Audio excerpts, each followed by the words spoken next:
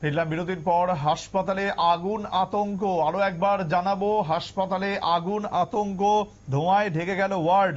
আতঙ্কে ছুটে পালাতে শুরু করলেন রোগীরা। দেখতেই পাচ্ছেন এক্সক্লুসিভ ছবি শুধুমাত্র নিউজ ভ্যানগার্ডের পর্দায় এই মুহূর্তে। বড় খবর, বাংলার মালদা জেলার হরিশ্চন্দ্রপুর গ্রামীণ হাসপাতালের ছবিটা দেখতে পাচ্ছেন। কি ভয়ানক অগ্নিকাণ্ড হয় এবং সেই সময় কিন্তু রীতিমতো শ্বাসকষ্ট হতে শুরু করে যারা সেখানে যারা রোগীরা সেখানে ভর্তি ছিলেন। ধোঁয়ার কারণে রোগী থেকে শুরু করে চিকিৎসক প্রত্যেকে শ্বাসকষ্ট হতে শুরু হয়, যদিও কিছুক্ষণের মধ্যেই স্বাভাবিক হয় পরিস্থিতি। হাসপাতালের পাশে আবর্জনা স্তূপের আগুন থেকেই ছড়ায় এই আতঙ্ক। ঘটনাস্থলে দমকল এসে আগুন নিয়ন্ত্রণে আনে এবং হাসপাতালের পাশে যে আবর্জনা স্তূপ জমেছিল সেখানেই কোনোভাবে আগুন লেগে যায়। তারপর বিষাক্ত ধোঁয়ায় ঢেকে যায় সমগ্র ওয়ার্ড। ধোঁয়ার বিভৎসতার প্রসূতি থেকে শুরু করে অন্যান্য রোগীরা ওয়ার্ডের বাইরে বেরিয়ে যেতে শুরু করে। ছড়িয়ে পড়ে ব্যাপক চাঞ্চল্য। চিকিৎসকরা, নার্সরা চেষ্টা করেন রোগীদের সুরক্ষিতভাবে বাইরে বের করার। তারাও শ্বাসকষ্টের কারণে সাময়িকভাবে অসুস্থ বোধ করতে শুরু করেন এবং তারপর হাসপাতাল কর্তৃপক্ষ খবর দেয় দমকলকে। তারা এসে পরিস্থিতি স্বাভাবিক করে। মহিলারাও ছিল, অনেকে শ্বাসকষ্টে ভুগছে, অনেকে নাকি, কি বলবেন, কি হয়েছিল? হসপিটালের পেছন দিকে আমাদের ওই বায়োমেডিক্যাল ওয়েস্টেজের রুম রয়েছে, যে রুমটার মধ্যে আমাদের হয়তো হসপিটালে যে সমস্ত গার্বেজ গুলো হচ্ছে, ঠিক আছে, বিভিন্ন ডিপার্টমেন্ট থেকে বিভিন্ন জায়গা থেকে সেগুলো রাখা হয়। আমাদের নির্দিষ্ট সময়ে আমাদের গাড়ি, যারা বায়োমেডিক্যাল ওয়েস্ট ম্যানেজমেন্টের জন্য যারা আছেন এন্টাইটেলড, তারা গাড়ি নিয়ে আসেন এবং সেগুলো কালেকশন করে তারা এখান থেকে নিয়ে চলে যায়। তারপরেও কিছু হয়তো গার্বেজ হয়তো স্টক হয়ে যায় বা কি জমে থেকে যায় কখনো কখনো অল্প স্বল্প।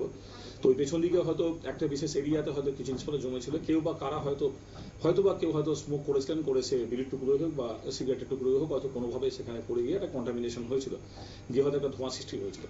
এইটা একটা ফ্যাক্টর। সেই ধোঁয়াটা হয়তো কিছু পরিমাণ হসপিটাল থেকে আসছিল বলে ন্যাচারালি ধোঁয়া থাকলে তো একটা আমাদের সমস্যা হয়, সেটা হচ্ছিল।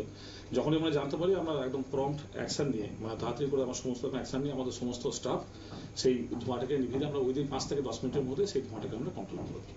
আমাদের যেমন হয় সবার ক্ষেত্রে হয়, ধোঁয়া থাকলে হয়। প্রাথমিকভাবে ধোঁয়াটা যখন স্প্রেড করছিল প্রাথমিকভাবে সমস্যা হচ্ছিল, কিন্তু উইদিন 5 থেকে 10 মিনিটের মধ্যে আমরা ওটাকে কন্ট্রোল করি। বলছি, হাসপাতালের পিছনে স্তূপ রয়েছে আবর্জনা, তো সেটার কি কোনো ব্যবস্থা? বায়োমেডিক্যাল ওয়েস্টেজ রুম আছে আমাদের, ওখানে বায়োমেডিক্যাল ওয়েস্টেজ রুম। দেখা যাচ্ছে যে রাস্তার আশেপাশে ছড়িয়ে ছিটিয়ে রয়েছে। কিছু আছে যেখানে ফেলতে কিছু নোংরা যখন ওখানে স্টক করা হয়, ওই রুমগুলোতে নোংরা স্টক করা হয়, হয়তো স্টক করতে যাওয়ার পথে কিছু নোংরা হয়তো থেকে যেতে পারে, সেটা হতে পারে, সেটা খুবই সামান্য।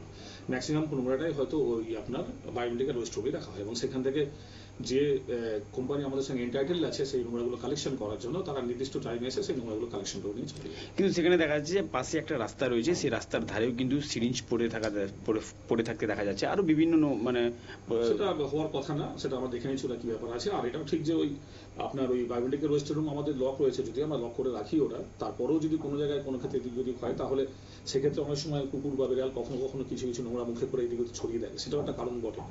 হসপিটালে যদি পুরো এলাকায় যদি পাঁচিল দিয়ে ঘেরা থাকতো তাহলে এই সমস্যাটা অনেকটা সমাধান হতে হয়, ঠিক আছে। কিছু লোকজনও আছে যারা বিভিন্ন গার্বেজ কালেকশন করে, হ্যাঁ, যারা বড় ক্যারি নিয়ে আসেন, বস্তা নিয়ে আসেন, এসে গার্বেজ কালেকশন করে। এরকম কিছু লোকজনও আছেন গার্বেজ কালেকশন করে, তারা সেগুলো রিসেল করেন। তো সেই সমস্ত লোকজনও লাঠি নিয়ে এসে খুঁচিয়ে সেই নোংরাগুলো থেকে গার্বেজ কালেকশন করতে গিয়েও তারা কিছু জিনিসকে স্প্রেড করে দেন, এটাও একটা কারণ বটে। তো সুতরাং যদি আমাদের বাউন্ডারি ওয়ালটা তৈরি হতো এবং একটা এন্ট্রি পয়েন্ট যদি একটা নির্দিষ্ট হতো তাহলে এই সমস্যাটা অনেকটাই সমাধান করা যেত। আমি Chhotan Mondal, BMO chief in charge, Harishchandrapur রয়েছে। শুনতেই পেলেন যেভাবে অগ্নিকাণ্ডটি ঘটেছিল বা একেবারে আবর্জনা স্তূপ ছিল বা হাসপাতালের ঠিক পাশেই, সেখানেই কিন্তু কোনোভাবে আগুন লেগে যায় এবং তারপরেই এই ভয়ানক পরিস্থিতির সৃষ্টি হয়, যদিও বর্তমানে পরিস্থিতি নিয়ন্ত্রণে এসে গেছে। সময় আরো একটি বিরতির, সঙ্গে থাকুন।